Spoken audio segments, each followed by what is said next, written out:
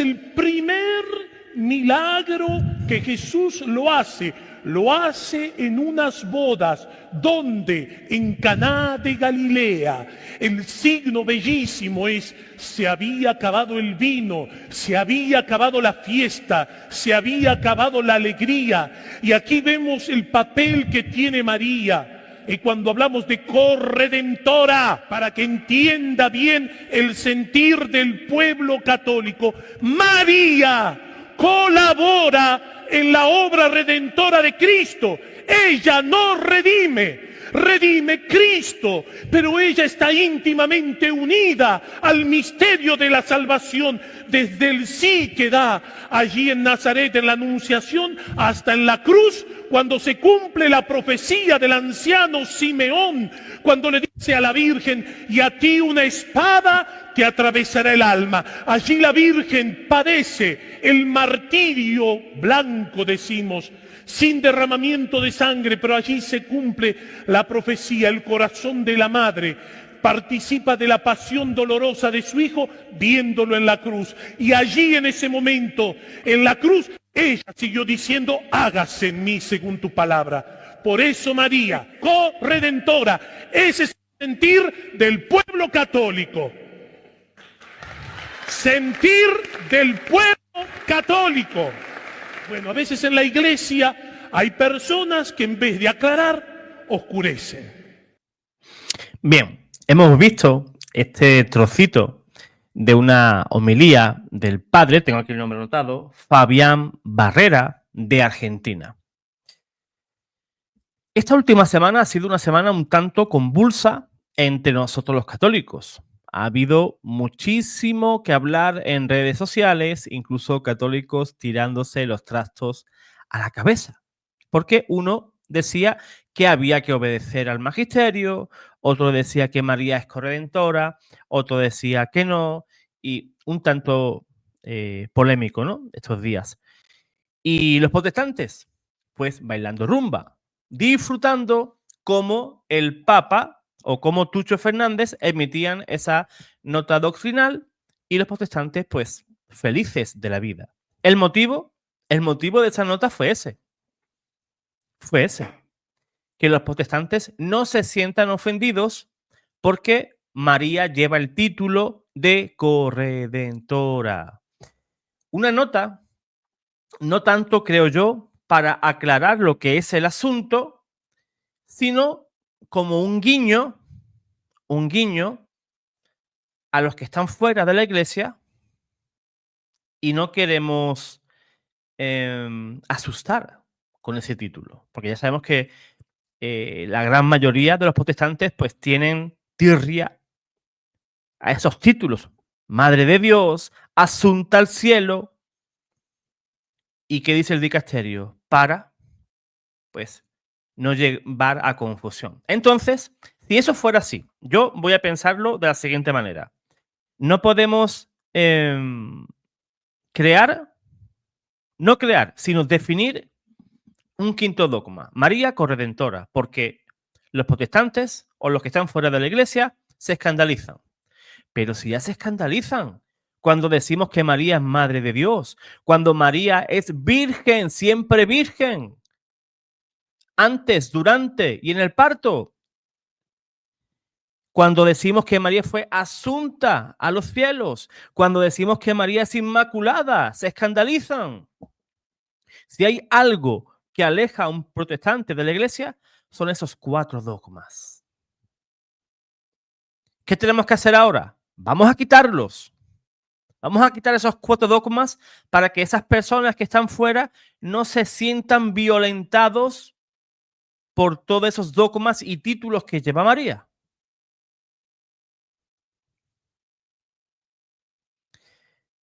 Y bajo mi punto de vista, hay un rompimiento entre el magisterio de la iglesia, el de siempre, con esa nota doctrinal, que ahora vamos a ver también qué significa. Yo creo que el dicasterio debe de buscar y aclarar ese tema. Y lo que ha hecho es todo lo contrario, es traer más confusión. Y no entiendo a qué viene esa nota doctrinal que quizás ya estaba hecha incluso antes de que el Papa León XIV fuera elegido. Seguramente.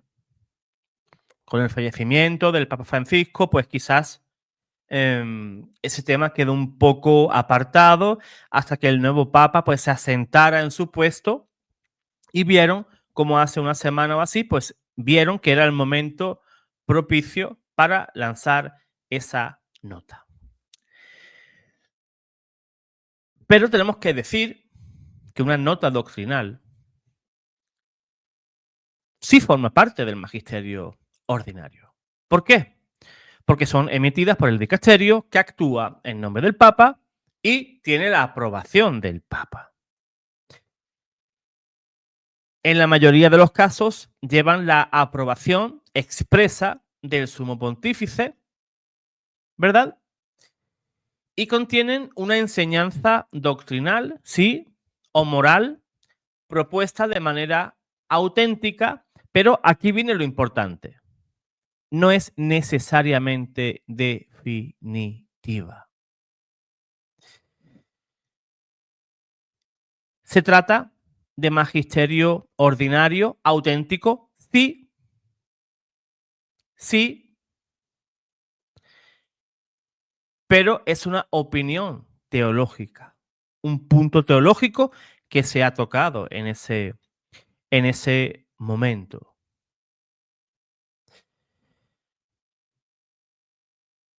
Pero ahora, que es lo que a mí me interesa, es lo que me interesa a mí ahora,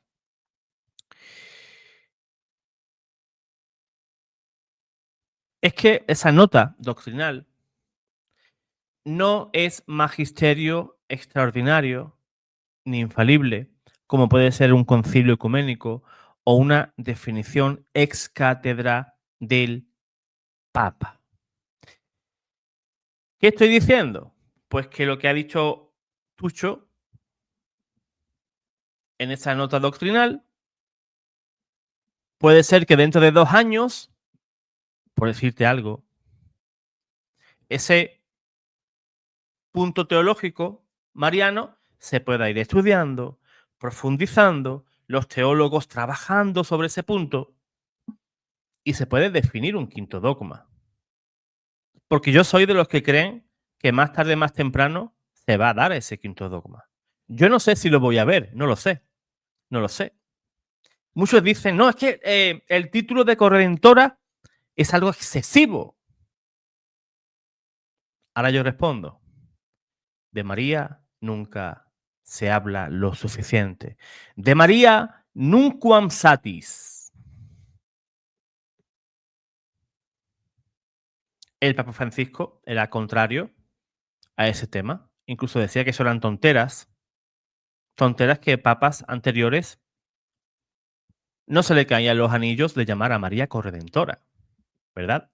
Pero ahora vamos a dejar ese punto porque de aquí a un par de días vamos a tener a un hermano, al hermano Manuel, Jesús Manuel Urones, que nos va a ayudar a aclarar eso y vamos a tener un conversatorio sobre ese tema y profundizaremos en eso. Pero yo me quiero centrar ahora en la parte bíblica, también en la parte teológica. El padre Fabián ha puesto un ejemplo, la boda de Caná. Vamos a irnos ahí. Se quedaron sin vino. ¿Y qué ocurrió? Fueron a María. No había, en el calendario de Dios, no estaba estipulado que se hubiera que hacer un milagro ese día, pero se dio. María colaboró con Jesús para que hubiera vino o no. Lógicamente, sí, ¿verdad? Lógicamente, sí. ¿Corredentora qué significa? Que María redime al género humano al mismo nivel que Jesús. ¿Dos corredentores? ¿O redentor principal 1, redentor número 2 María? No. María está ligada de manera íntima a su Hijo. Jesús es el nuevo Adán, como bien dice la Escritura y también lo enseña la Iglesia en el Catecismo. Jesús es el nuevo Adán, pero es que resulta que María es la nueva Eva. María es la nueva Eva. Y nos tenemos que ir muy atrás en el tiempo, muy atrás, para ver si esa Eva, nuestra primera madre, la primera madre de los vivientes, Eva, en el jardín del Edén, tenemos que ver si ella intervino o no intervino para la caída del género humano. Vamos a ver, vamos a leer el capítulo 3 de Génesis desde el versículo 1.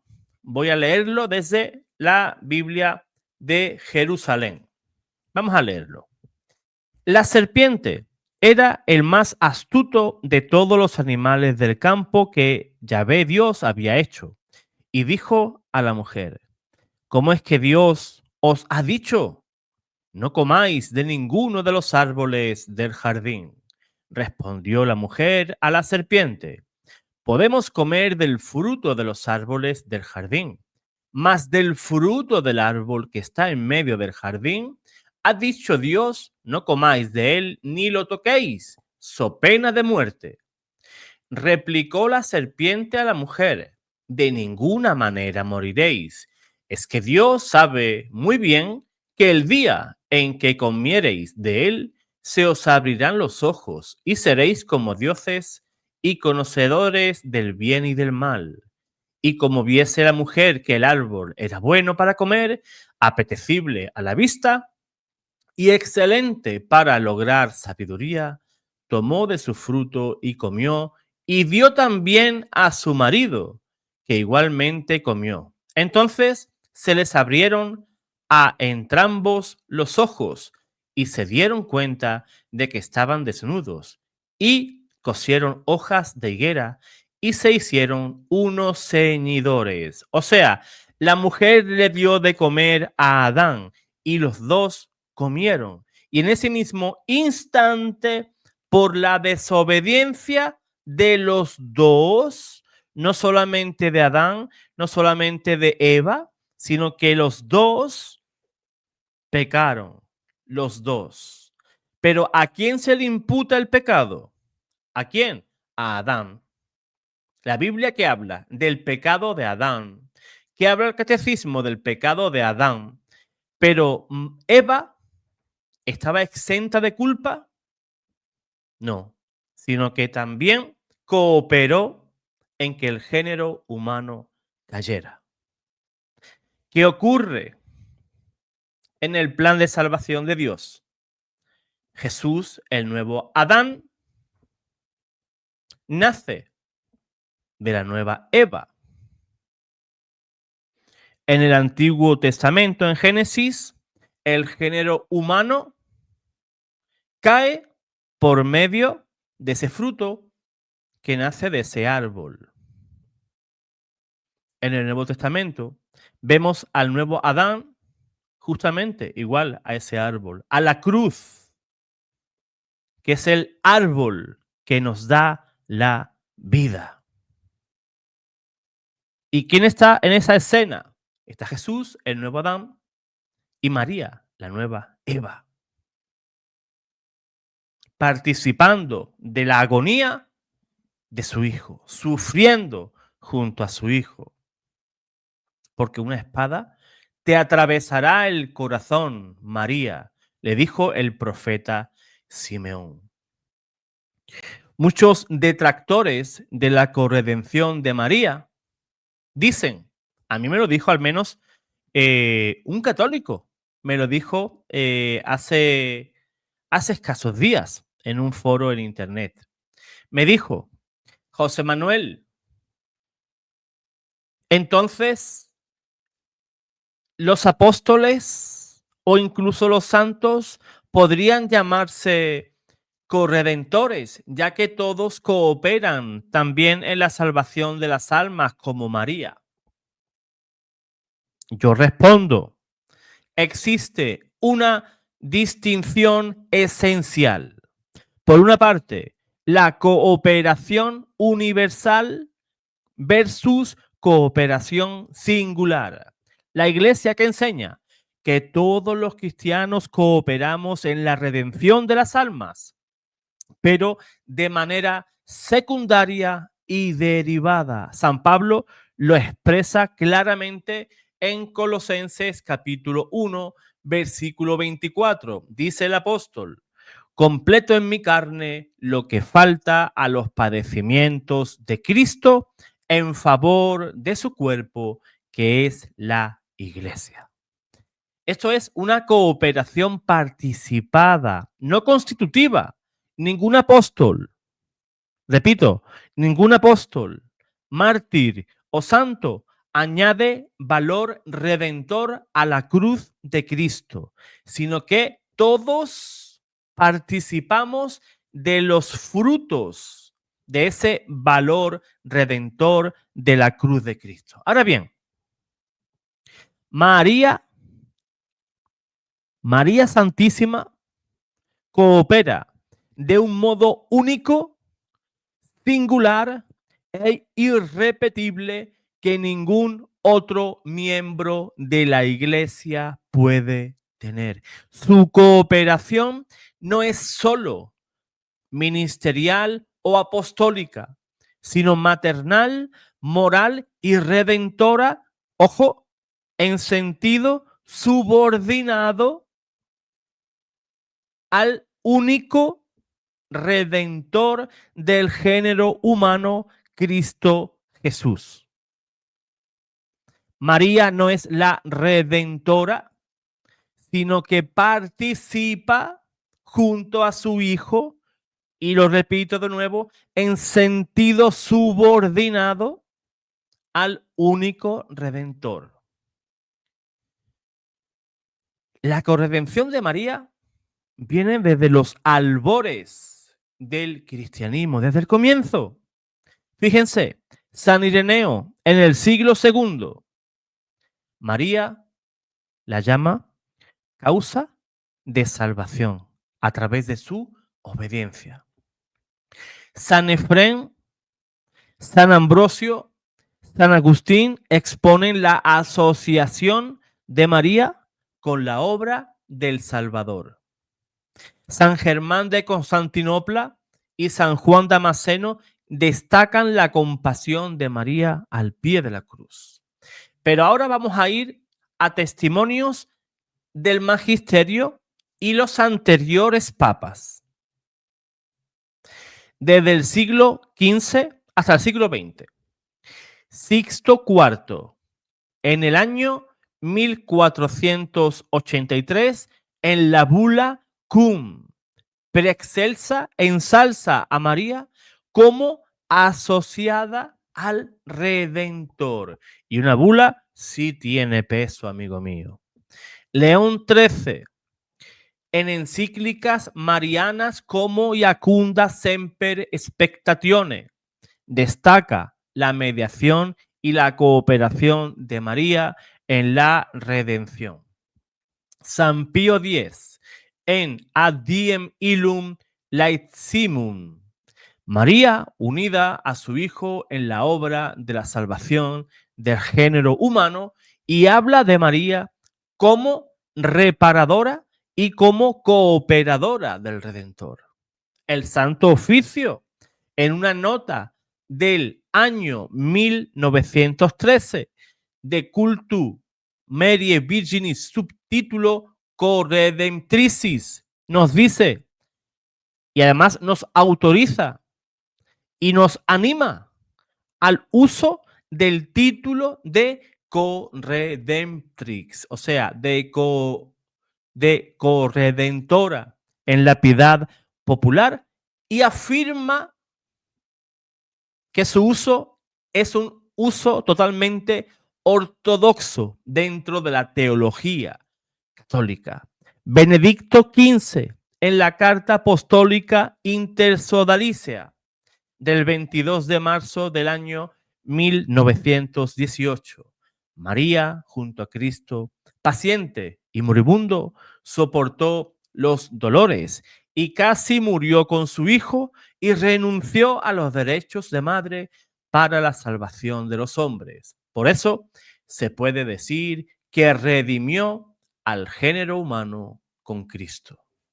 Pío XI, en discursos del año 1933 al 1935, llama a María, escúchenme bien, corredentora del género humano.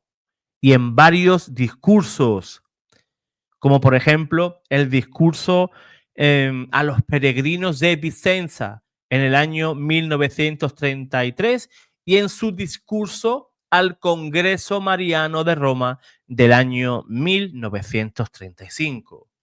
Pío XII, por su parte, en la encíclica Mystici Corpus, María, la nueva Eva, ofreció a su Hijo al Padre eterno en el Gólgota, y escúchenme bien, participando así en la redención.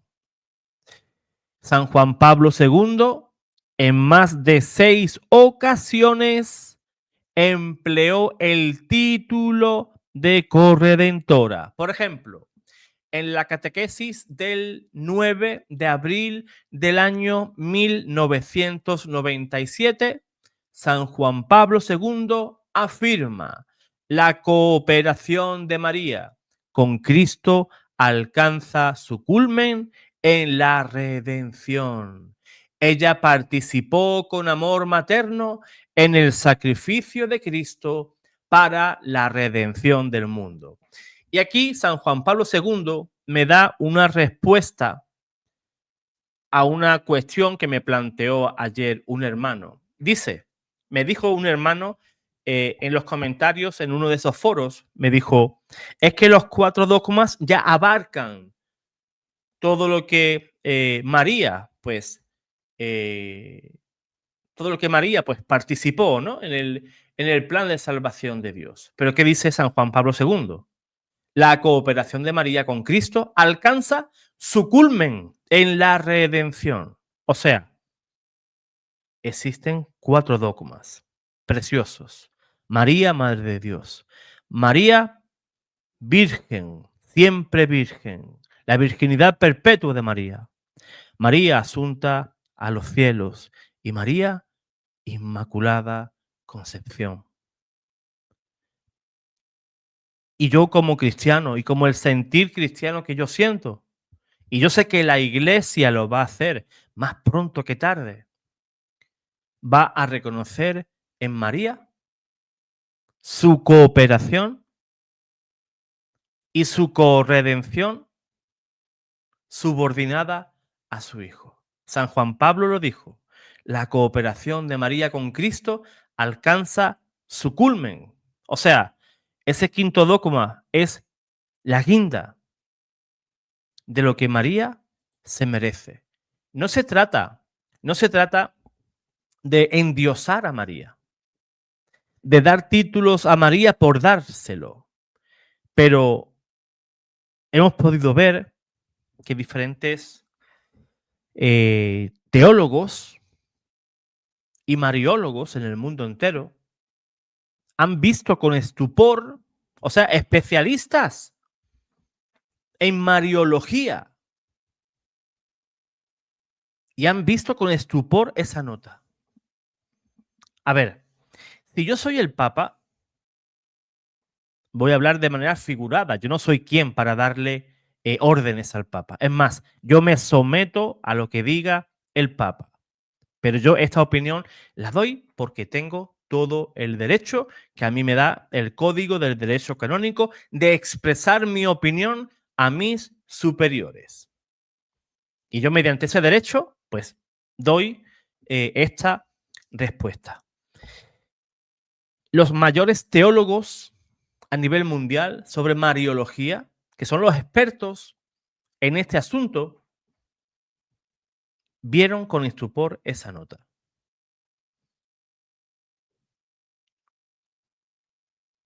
Y eso causa dolor dentro del pueblo cristiano, que se maltrate a nuestra madre.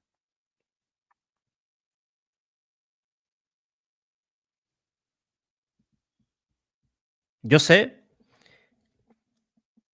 que María y el cielo se someten a lo que diga la iglesia. Fíjense que María en ninguna aparición se presentó como la Inmaculada Concepción hasta Lourdes. Y no es que ese dogma no trajera cola también, pero María nunca habló de ese dogma. Y fue en esa aparición cuando le preguntaron, cuando me pregunten que quién eres tú, quién les digo. Diles que soy la Inmaculada Concepción.